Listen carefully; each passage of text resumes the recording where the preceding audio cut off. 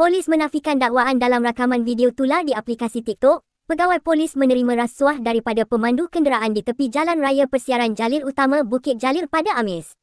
Ketua Polis Daerah Ceras, Asisten Komisioner Muhammad Rosdi Daud berkata, hasil simakan mendapati kejadian jam 11.20 pagi, 4 pegawai polis sedang menjalankan tugas rondaan cegal jenayah.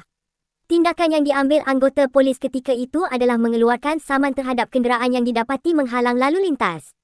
Pihak polis turut menasihatkan pemilik kenderaan supaya mengalihkan kenderaan selain mendaftar aplikasi Volunteer Smartphone Patrol VSP, PDRM serta mengambil butiran pemilik kenderaan tersebut untuk tujuan rekod, katanya dalam kenyataan pada Jumaat. Muhammad Rosdi berkata, 2 keping saman dikeluarkan oleh pihak polis terhadap pemandu dan sebuah lagi kenderaan kerana kesalahan menghalang aliran lalu lintas.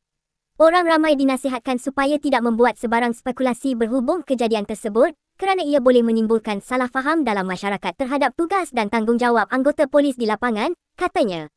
Beliau berkata, polis diraja Malaysia komited untuk terus memelihara integriti dan kepercayaan masyarakat terhadap institusi kepolisan demi keselamatan dan kesejahteraan negara.